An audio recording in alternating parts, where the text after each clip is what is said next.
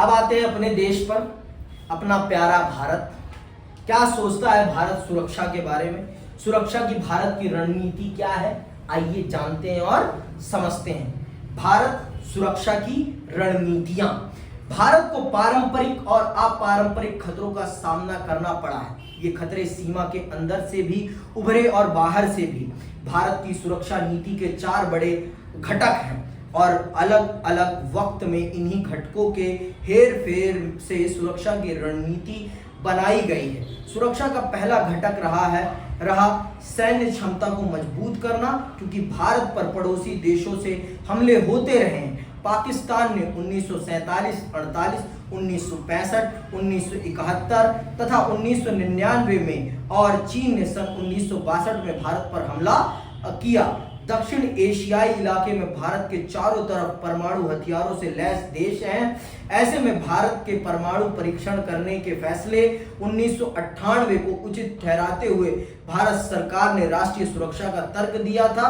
भारत ने सन 1974 में पहला परमाणु परीक्षण किया था, ये अंडरलाइन कर लो। तो भारत की सुरक्षा के 4 पैमाने हैं। पहला है सैनिक पैमाना, ठीक है, और जिसमें हमने, क्योंकि हमारे चारों तरफ हमारे दुश्मन ही हैं, कहने के लिए ये पड़ोसी हैं हमारे, और ये हमारी गर्दन को काटने के लिए तैयार बैठे हैं। जब इनको मौका मिलेगा ये हमारी गर्दन उड़ा देंगे। इनकी नियत ही में खोट है, चीन की नियत में खोट है और पाकिस्तान महामूर्ख है। पाकिस्तान महामूर्ख है, समझ में आई बात। और जब तक पाकिस्तान में मूर्खों की सरकार रहेगी और सेना का डोमिनेंस रहेगा, तब तक पाकिस्तान बर्बाद होता रहेगा। पाकिस्तान की बर्बादी को कोई रोक नहीं पाएगा, समझ में आई बात। तो भारत की सुरक्षा के 4 घटक हैं। पहला घटक है सैन्य ताकत। सैन्य ताकत सभी का होता है, पहला घटक। दूसरा क्या है हमारा? भारत की सुरक्षा नीति का दूसरा घटक है अपने सुरक्षा हितों को बचाने के लिए अंतर्राष्ट्रीय कायदों और संस्थाओं को मजबूत करना।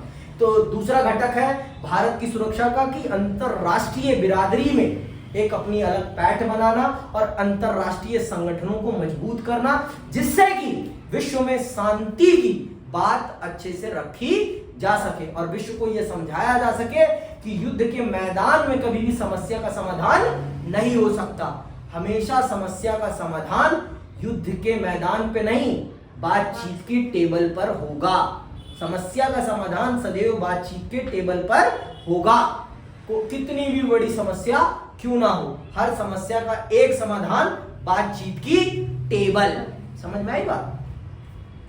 आगे सुनिए। भारत के पहले प्रधानमंत्री जवाहरलाल नेहरू ने एशियाई एकता, औपनिवेशीकरण और निशस्त्रीकरण के प्रयासों की हिमायत की। उन्होंने अंतर्राष्ट्रीय संघर्षों में संयुक्त राष्ट्र संघ को अंतिम पंच मानने पर जोर दिया। भारत ने हथियारों के अप्रसार के संबंध में एक सार्वभौम और बिना भेदभाव वाली नीति चलाने की पहलकदमी की, जिसमें हर देश को सामूहिक संहार के हथियारों, परमाणु, जैविक, रासायनिक से संबंधित बराबर के अधिकार और दायित्व हों।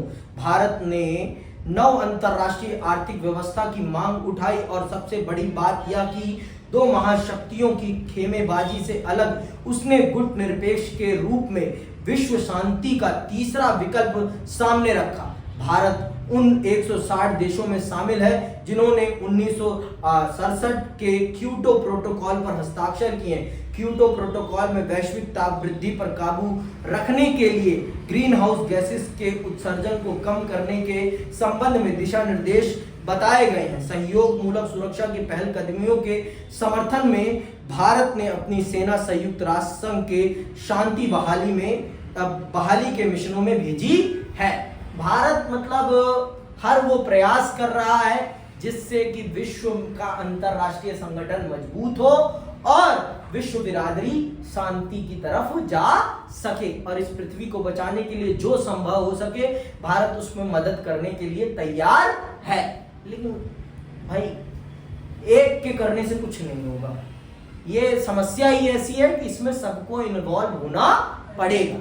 बिना सबके इन्वॉल्वमेंट के इस समस्या का निदान नहीं हो सकता है। इस समस्या का एक निदान है और वो क्या है? आपसी सहयोग। आपसी सहयोग के बिना इस समस्या का निदान संभव नहीं है। कौन सी समस्या का? चाहे वो प्राकृतिक समस्या हो, चाहे वो महामारी हो, चाहे वो और किसी भी प्रकार की समस्या हो। वैश्विक ताप वृद्धि, जब तक हम आपसी सहयोग से ग्रीन हाउस गैसेस का उत्सर्जन कम नहीं करेंगे, तब तक पृथ्वी के तापमान को रोक पाना असंभव हो जाएगा। ठीक है। भारत की सुरक्षा रणनीति का तीसरा घटक है देश की अंदरूनी सुरक्षा समस्याओं से निपटने की तैयारी। नागालैंड, मिजोरम, पंजाब और कश्मीर जैसे क्षेत्रों से कई उग्रवादी समूह ने समय समय पर इन प्रांतों को भारत से अलगाने की कोशिश की। भारत ने राष्ट्रीय एकता को बनाए रखने के लिए लोकतांत्रिक राजनीतिक व्यवस्था का पालन किया है। यह व्यवस्था विभिन्न समुदायों और जनसमूहों को अपनी शिकायतों को खुल के रखने और सत्ता में भागीदारी करने का मौका देती है। भारत ने सदैव उन आंतरिक कलहों को बातचीत के माध्यम से समाप्त करने का प्रयास किया है जो भारत से उन क्षेत्रों को अलग करने का प्रयास कर रहे थे। तो इस विषय को हम विस्तार पूर्वक समझेंगे अपने आने वाली किताब में क्षेत्रीय आकांक्षाओं में, कि भारत ने अपने अंदरूनी समस्याओं का बातचीत के माध्यम से किस प्रकार समाधान किया। और बातचीत ही आखिरी तरीका है। बंदूक किसी भी समस्या का तरीका, समाधान का तरीका नहीं है। अगर किसी भी मूर्ख को यह लगता है कि बंदूक से वो समस्या का समाधान कर सकता है, तो ये कदापि संभव नहीं है। बातचीत ही एक ऐसा तरीका है जिसके माध्यम से हर समस्या का समाधान हो सकता है। तात्कालिक गुस्सा आपको मौत के घाट उतार सकता है, समस्या का निदान नहीं कर सकता। तात्कालिक गुस्सा आपको जीवन से वंचित कर सकता है, लेकिन समस्या का समाधान नहीं कर सकता। उल्टा आपके लिए बड़ी समस्या खड़ा कर देगा। फिर आप कानूनी दाव पेच में फंस जाएंगे, और फिर जब कानूनी दाव पेच में फंसेंगे तो फिर अदालत अदालत अदालत, तारीख पे तारीख, तारीख पे तारीख, तारीख पे तारीख होगी, और समस्या का समाधान फिर भी नहीं मिलेगा। समझ में आई बात? अब आते हैं चौथे घटक पर। आखिर में एक बात यह है कि भारत में अर्थव्यवस्था को इस तरह विकसित करने के प्रयास किए गए हैं कि बहुसंख्यक नागरिकों को गरीबी और अभाव से निजात मिले तथा नागरिकों के बीच आर्थिक असमानता ज्यादा ना हो। ये प्रयास ज्यादा सफल नहीं हुए हैं। हमारा देश अब भी गरीब है और असमानताएं मौजूद हैं। फिर भी लोकतांत्रिक राजनीति से ऐसे अवसर उपलब्ध हैं कि गरीब और वंचित नागरिक अपनी आवाज उठा सके। लोकतांत्रिक रीति से निर्वाचित सरकार के ऊपर दबाव होता है कि वह आर्थिक समृद्धि को मानवीय विकास का सहगामी बनाए। इस प्रकार लोकतंत्र सिर्फ राजनीतिक आदर्श नहीं, लोकतंत्र शासन जनता को ज्यादा सुरक्षा मुहैया कराने का साधन भी है। इस संदर्भ में भारतीय लोकतंत्र की सफलता और असफलता के बारे में आप एक और किताब में विस्तार से पढ़ेंगे। यह किताब स्वतंत्रोत्तर भारत की राजनीति पर केंद्रित है। तो ये बातें आप समझ लीजिए। बिना आर्थिक समानता के समाज को सुरक्षित नहीं किया जा सकता। समाज की सुरक्षा का एक ही तरीका है, वो है आर्थिक सुरक्षा।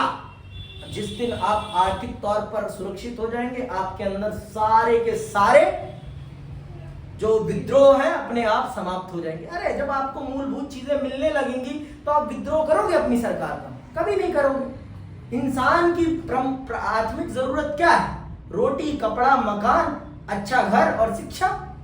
रोटी, कपड़ा, मकान, अच्छी शिक्षा, और आज के टाइम पे इंटरनेट है ना।